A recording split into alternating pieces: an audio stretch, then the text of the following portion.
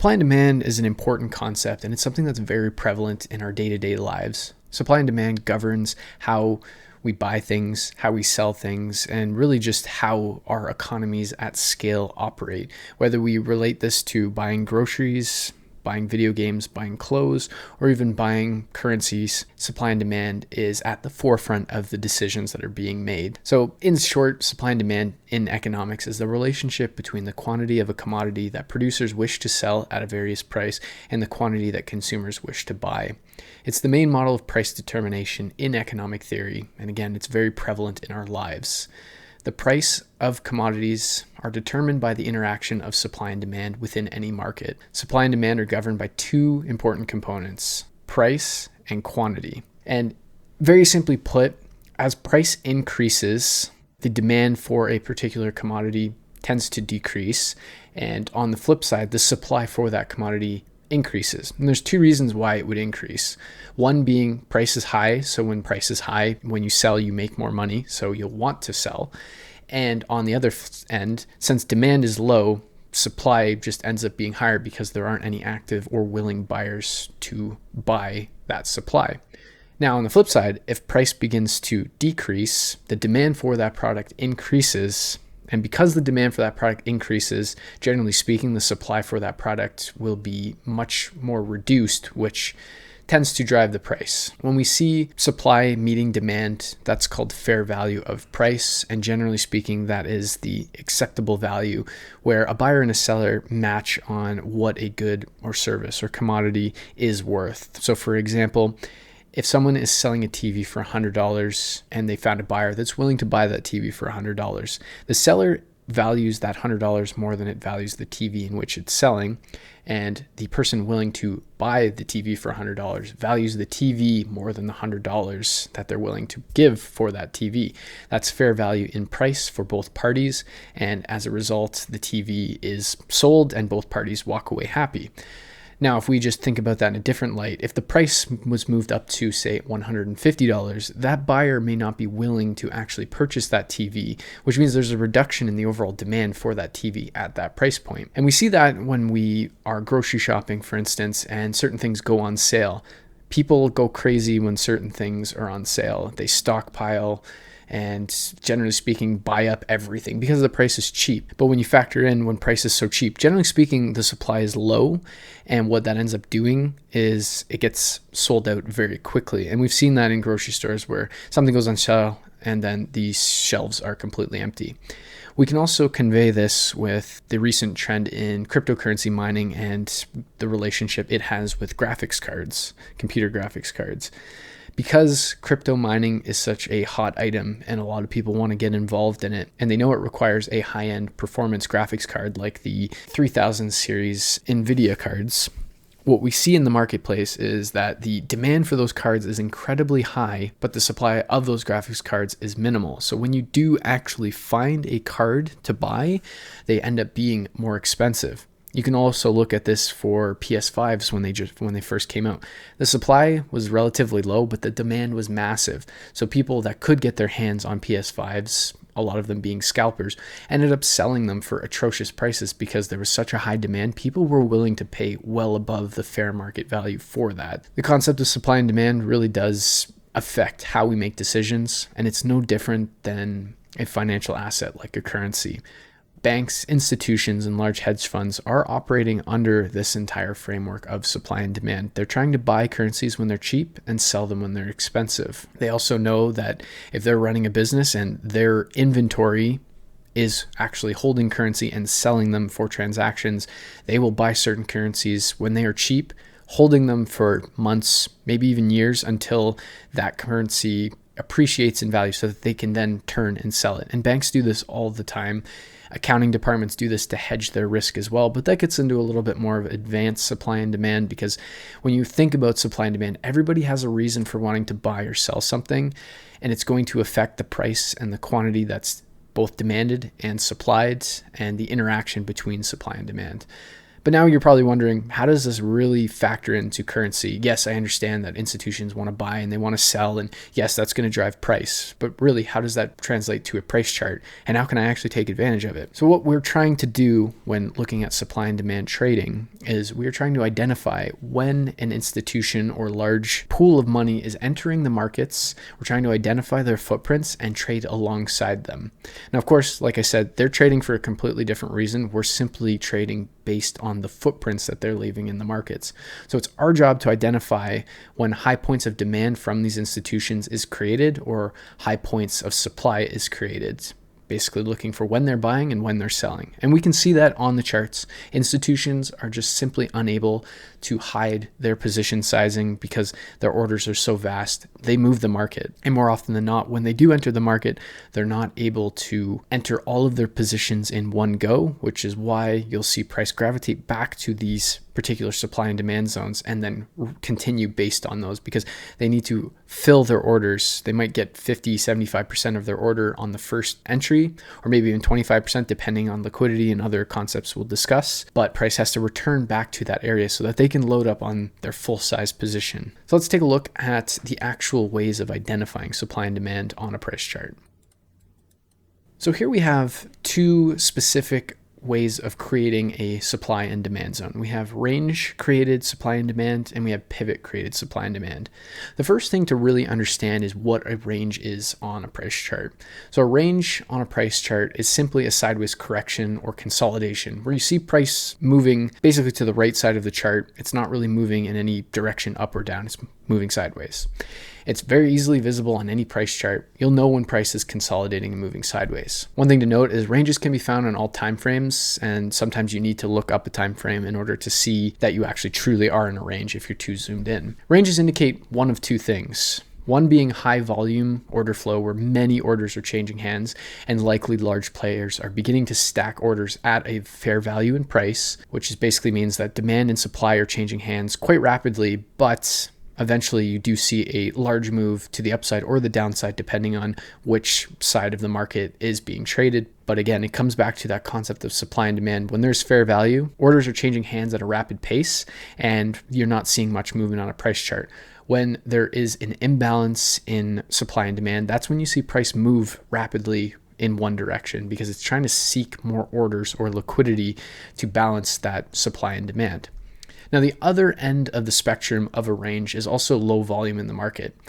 And it gets a little bit confusing. I'm sure after me saying that, you go, well, how am I really going to know if it's high volume or low volume if ranges are both created by the same thing? And you'll see that. You'll see high volume tends to be a range, especially if it's at fair value. And low volume, if you see right as the New York session is closing and moving into the Asian session, price tends to range or consolidate, and that's because there's low volume at those market times. Or same thing throughout the entire Asian session compared to, say, London or New York session, the volume is inherently lower, therefore price tends to range more. So the volume dictates what's actually going to happen, but it can be confusing when price is stuck within that range because you're sitting there wondering, is it low volume or is it high volume? What do I do next?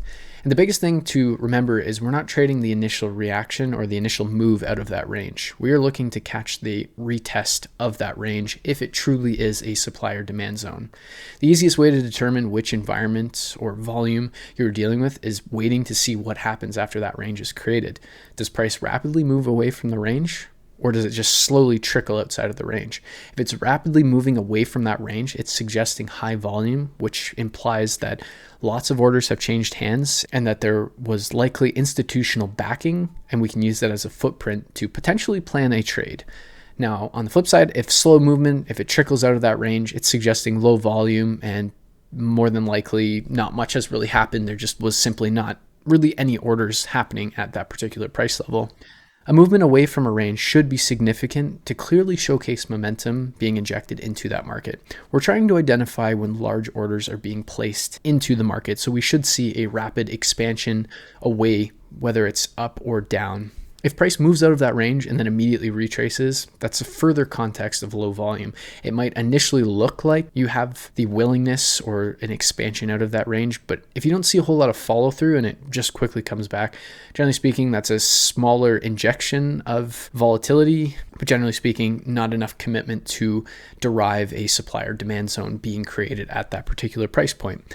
So here we have an example of a range. And we can see quite clearly that price is trapped between a high and a low, and we're moving sideways to the right. Price is kind of contained between this high and this low.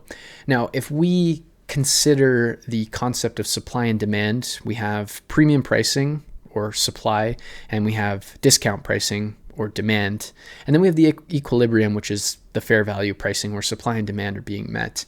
And what you'll see within these ranges, especially if you drop down to lower timeframes, there are a lot of moves back into the equilibrium points as well as premium and discount. And basically what's happening between this range is a lot of orders are changing hands because there's a fair value at that point. Now, what we see when we are looking for a demand or supply zone that is created from a range, we're looking for that rapid expansion away out of that range, whether it's to the upside or the downside.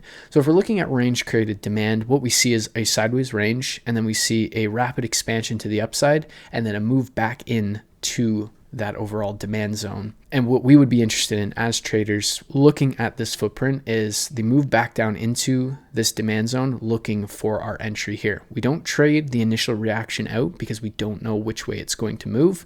We instead wait for price to return back to that demand zone to look for entries. The same can be said for range created supply. We see that sideways range. We see price expand out of that range to the downside, and then we see price return back into that range and then continue. And that's what we're looking for. Again, we don't trade the initial reaction out of the range. We're simply waiting for price to return to that supply zone to look for entries. Now, another way of identifying and mapping out supply and demand is looking at pivots created in the market. And generally speaking, what you'll see is a sharp move to the downside followed by a rapid expansion to the upside. That would create a pivot demand. And then you'd see, again, we're not anticipating catching the move to the upside, the initial move. We're waiting for price to return back into that demand zone to look for our entries. And we'll touch on all of that later. Just conceptually, this is how supply and demand zones are created. Now, if we flip over to the supply side on a pivot, we get a sharp move to the upside followed by a rapid expansion to the downside. Again, we're not trying to catch that expansion to the downside. What we are simply doing is marking out our supply zone and waiting for price to return back to that supply zone. What the range and the pivots are the footprints of institutions or the footprints of large orders being created in the markets. And we simply don't need to guess. We just wait for these footprints to develop, and then we wait for price to return to these areas. And we'll touch on entries, on how we can frame up high probability entries using lower time frames, things like that. But at this point in time, it's really just about understanding the different ways that supply and demand zones are created. Now we understand the differences between how zones are created, whether it be range, supply or demand, or pivot, supply or demand. The next question you're probably wondering is, how do we actually map out these zones? I understand the concept between range and pivot, but when it comes to actually drawing them, I need to see candles. I need to understand how to actually draw these zones so I can patiently wait for price to return to these areas so that I can actually take trades. So what we have in front of us are a couple different ways of mapping supply and demand zones using these ideas and concepts of zone creation. If we start right here, we can see that we have that range created supply and range created demand.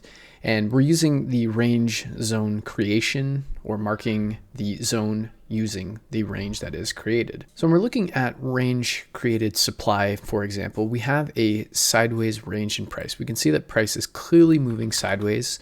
And as a result, we're able to draw our supply zone using the highest high and lowest low that builds that range. In this example, it ends up being one candle that creates the entire range, but as we can see, price is more or less trapped within that range before it moves to the downside.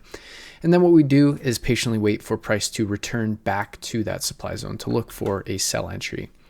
Now, generally speaking, when it comes to actually marking out your range, trying to focus on 4 to 6 candles at most is the best way to approach it. Anything more and your zones could get too large, too convoluted, and we want to eliminate as much ambiguity as we possibly can when we are creating our supply and demand zones. Generally speaking, if you have more than 8 candles, you can typically go up a time frame and refine from there.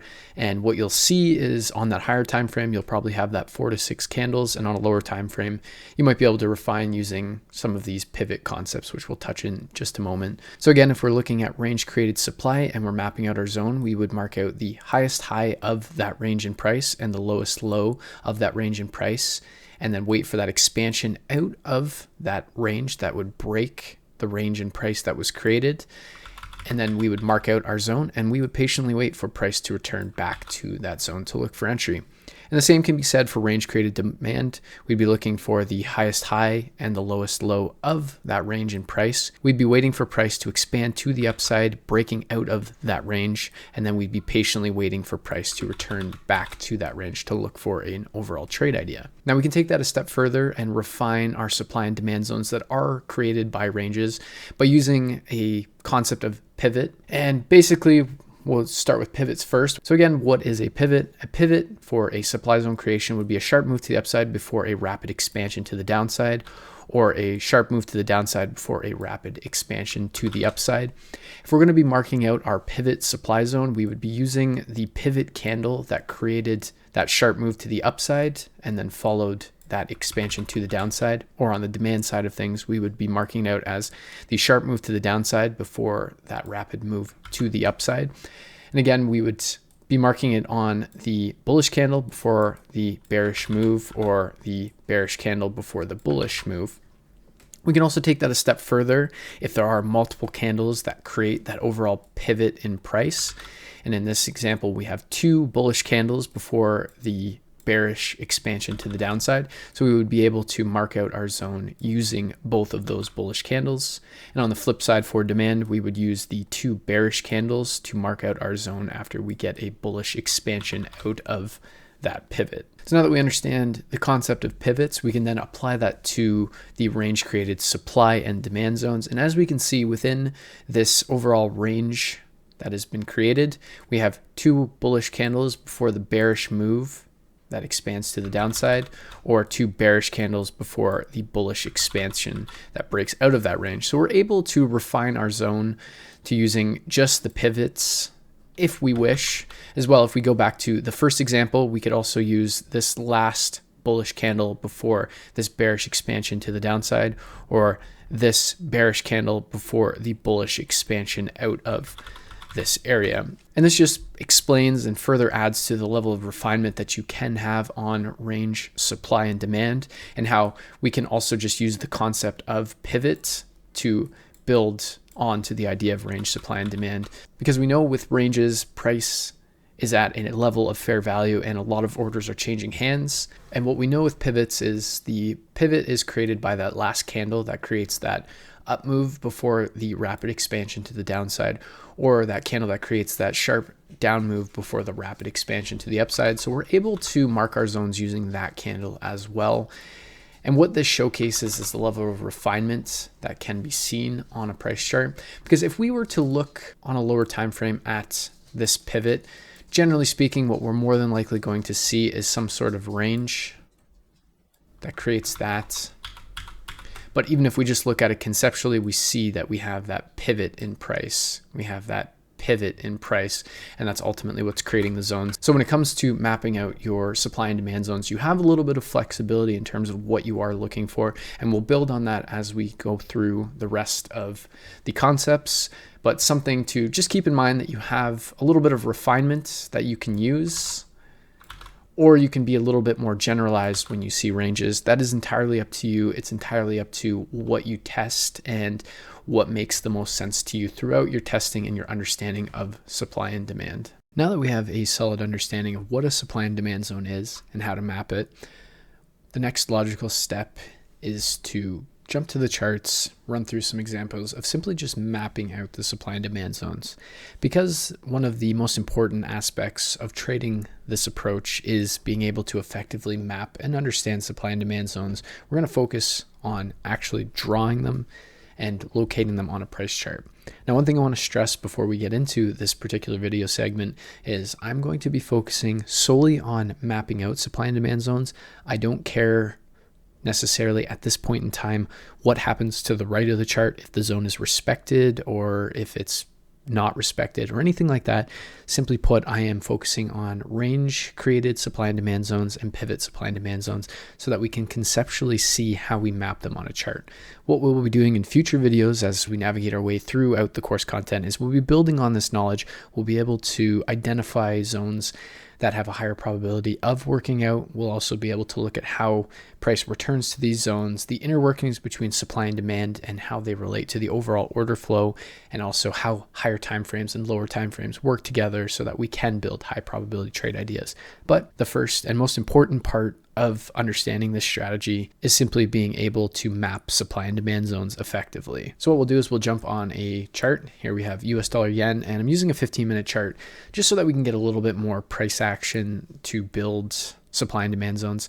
Again, I'm not really concerned about the result of the zone in question, but instead I'm going to be just mapping them out. So stay with me as we go through these because some of them conceptually won't do anything, but we're going to build onto that as we continue. So we'll start initially on the left side of the chart here. And as we can see, price is caught in a fairly large range, sideways price action. And as we can see, price is caught between a high and a low, and price really isn't moving outside of this large range. And then we finally see an expansion to the upside.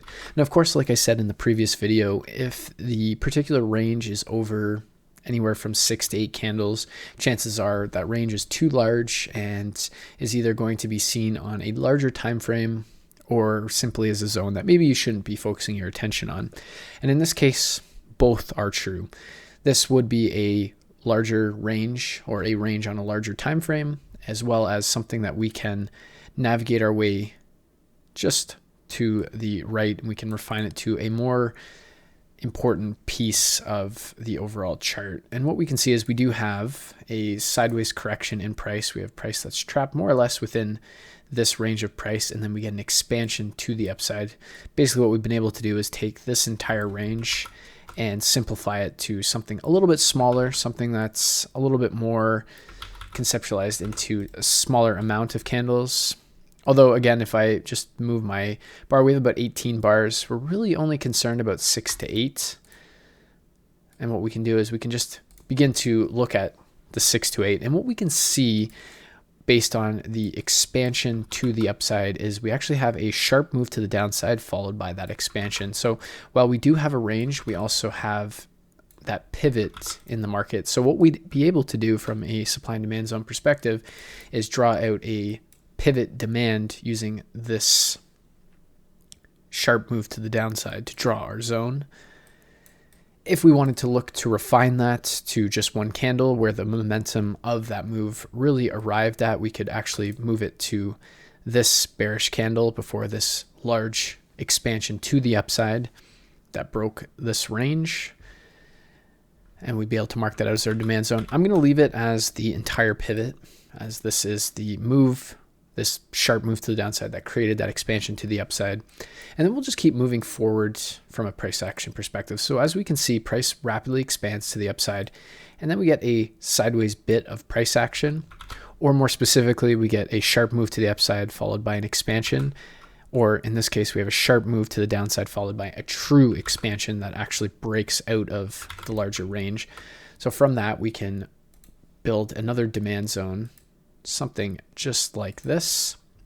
And now we have a demand zone, and we can just keep moving on to this top section, and where we can see quite clearly that we have a sideways range in price, and then we have an expansion to the downside. So what we can view this as is a supply zone, and we can draw it with the lowest low of the range to the highest high.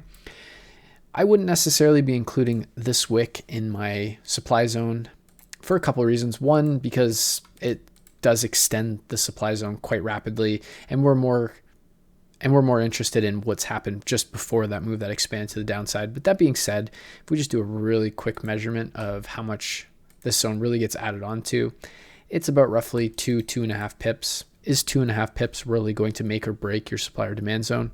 Not necessarily. So it's not a huge issue.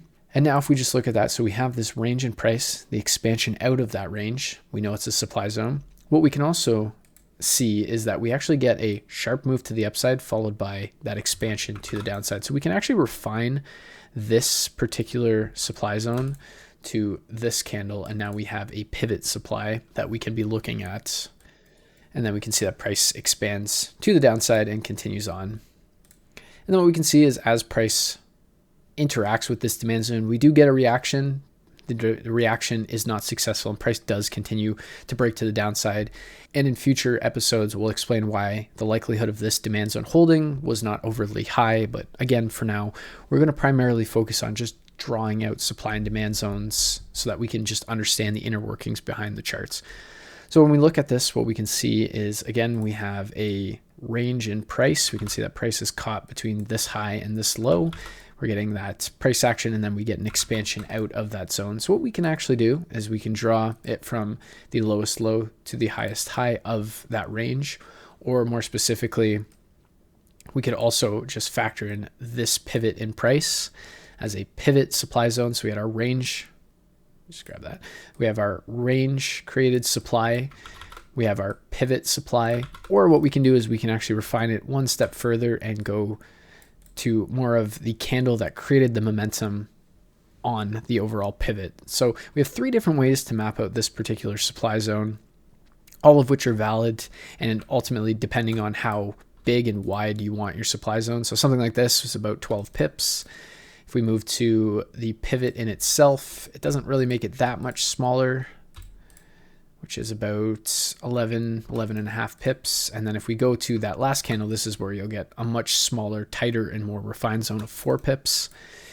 There are times when using a refined zone are more advantageous from a risk to reward perspective. And there's times when you need a larger zone, especially if you're looking at something that's a little bit more higher time frame and you're waiting for price to return in to that zone, and then you're looking at lower time frame order flow to actually get involved. Again, we'll go through all of that, but just to get your mind thinking about some of these things.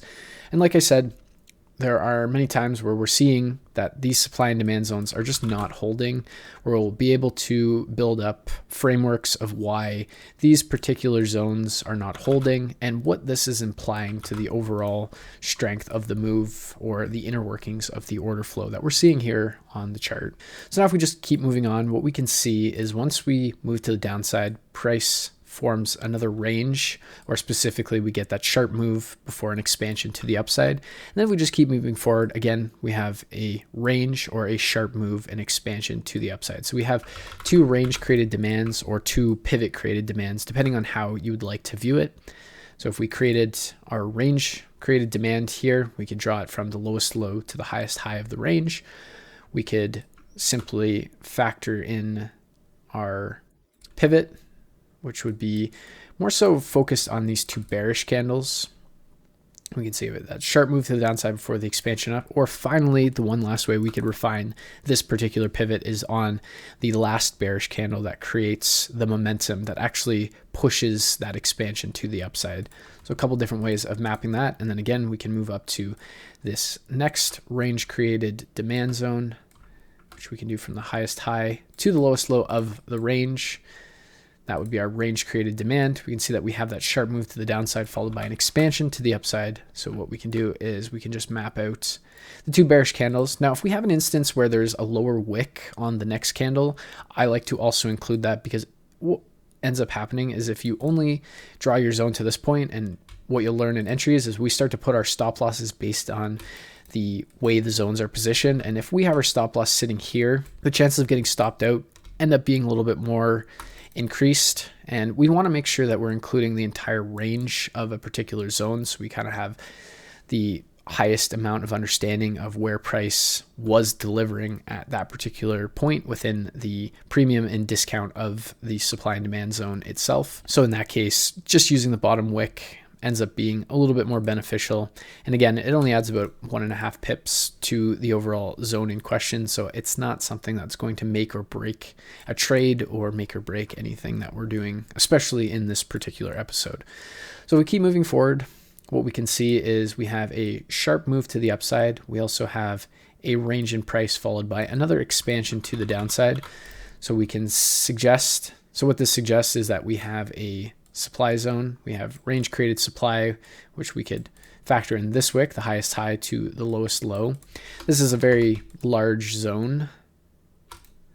This is a very large zone, about 15 pips. So what we can actually do is focus more on the pivot, which we would take these bullish candles. And again, this wick exceeds the bullish candle, so factoring it in is just a good practice to have. And then finally, what we can actually do is we can focus on the last bullish candle before that large move to the downside to refine our supply zone a little bit further. And we'll just keep walking through price a little bit further. And what we can see is we get a move to the downside. We get a sharp move to the upside followed by another sharp move to the downside. So what we can actually do is view this as a pivot supply zone. And we'll keep continuing on once again. And what we can see is we have a range. We also have a sharp move to the downside delineated by one candle. Again, this would be more of a refinement on our demand zone. Then we get that expansion to the upside. And we could draw it from the lowest low to the highest high of the range, which would be something similar to that. Or we could draw something more like that, which would be based on the pivot candle in itself. And what we can see when we're just looking at these zones from a conceptual standpoint is that there are a lot of zones that simply don't really hold at all. You get a reaction, but no real follow through. You get a reaction, but no follow through. You get no reaction whatsoever. You get a reaction that's decent. You get a small reaction, no follow through, so on and so forth. And again, we'll touch on how to frame up higher probability supply and demand zones and understanding what this is ultimately suggesting from an order flow perspective, having supply being respected and demand breaking or vice versa. But conceptually, when we're trying to understand what is actually happening on a supply and demand basis, we'll focus on this zone right here, just because as we can see, we get a move away. We have a range in price, which is suggesting that from a fair value perspective, a lot of orders were being changed hands at this point, and at some stage selling created more of a movement, which is why we've seen that expansion away.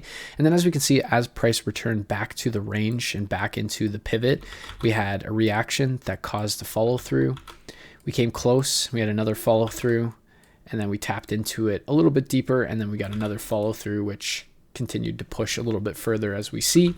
So what that means and what's that suggesting on a chart and why this is important to us is when we're looking at a range created supply zone, for instance, what's happening, as I said, is there are multiple orders changing hands in this particular range. There's fair value being met, and at some point the sellers overpower and price is moved heavily to the downside.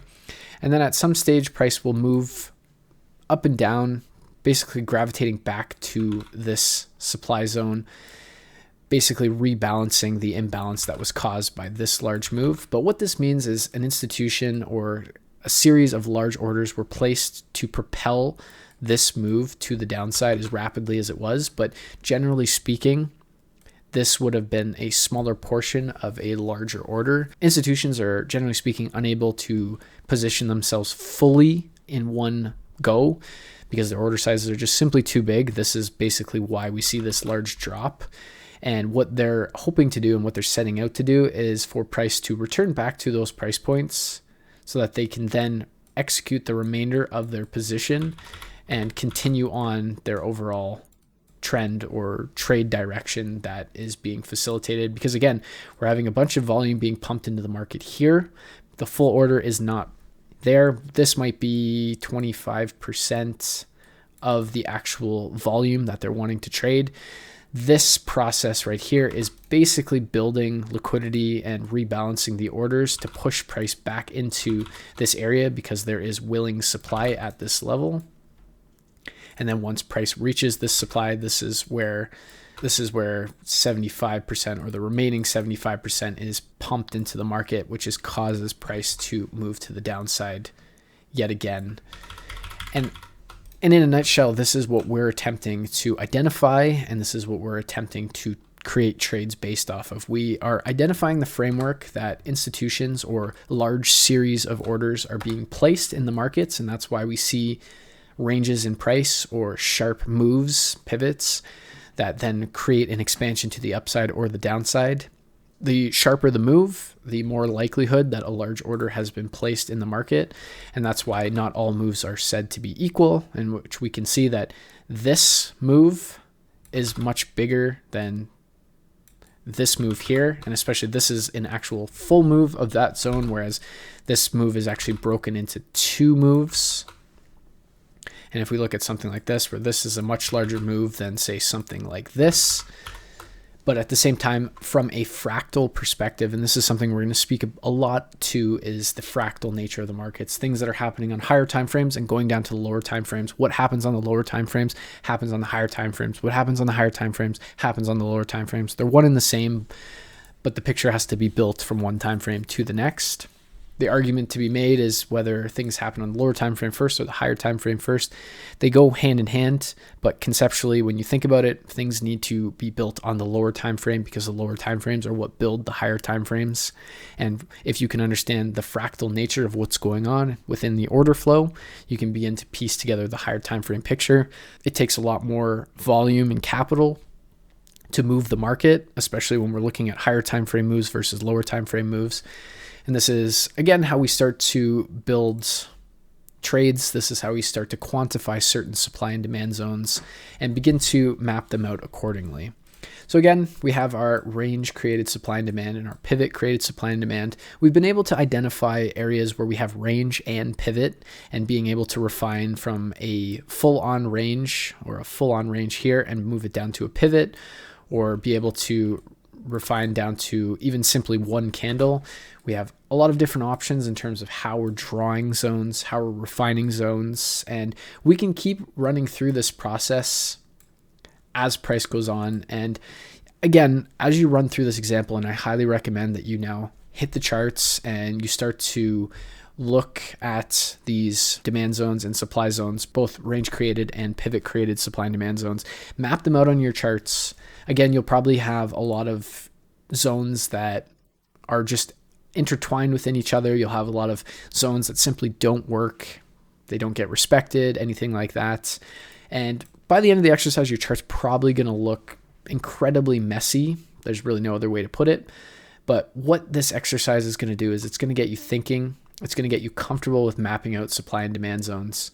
And what you'll begin to do is train your eyes to see supply and demand zones. And one thing that I recommend doing after you've completed this exercise of just simply mapping out supply and demand zones, again, don't worry about what happens to the supply and demand zones. Just worry about mapping them out and understanding the order flow and understanding what's actually happening from a candle to candle basis. Again, we're going to build on this so that we can start to eliminate certain supply and demand zones from what we're actually looking at, and also understand the fractal nature of price action and seeing a move like this, being able to capitalize on that short-term sell while also looking for buys on, say, a 1 minute chart, things like that. We're going to dig into all of these concepts, but the first and most important step is just getting comfortable drawing out the zones, drawing out the price action, drawing out the ranges, drawing out the pivots, understanding that interaction, looking at the different ways price moves out of these ranges. Do we get a full-on move? Do we get corrective moves where price is struggling to move up and down? Price is somewhat balanced. Do we get ranges being created? What is that suggesting? Are we in between two more outer supply and demand zones? And then what is this price action in the middle suggesting? Because if we look at this in the concept of supply and demand, we have our top range, our bottom range. We have an equilibrium point, and price is moving in a larger range. And again, we're on the 15-minute time frame. So if I were to move up, what we would see in this bit of price action is a range. And this explains what's going on in these smaller time frames, but now we're seeing the price action within it. And as we can see, when we look at the price action within it, we're looking at that equilibrium point or the fair value between supply and demand. We can see that price is gravitating towards this. And this is exactly what's happening here. And this is explaining the fractal nature of what we're trying to convey here. But again, I'm getting a little bit ahead of myself. I want to build the foundation slowly and I want to build it effectively. Now, what I want you to do after you finish this video is go straight to your charts and just open up a blank chart. It doesn't matter which currency, commodity, index, or whatever it is that you want to look at, open up a chart, any time frame, and just start mapping out supply and demand zones. Now, of course, if you go to something like a lower time frame, like a 15-minute, a 5-minute, a 1-minute, you're going to have the opportunity of seeing a lot more supply and demand zones. There's going to be a lot more data and price action that you can study, but this is prevalent from the monthly all the way down to the 1-second chart, and you're going to see it. And really the process and the point of that exercise is to train your eyes to be able to see these very quickly and be able to, from that perspective, just map it out in your mind what's happening behind the scenes. Because again, we've been able to identify a apex demand zone and apex supply zone. We're seeing that price isn't really moving between it. And then we see that we have a larger range that's happening, say, on a 15-minute. So go to your charts, map out all of the supply and demand zones that you see using the references in the previous video.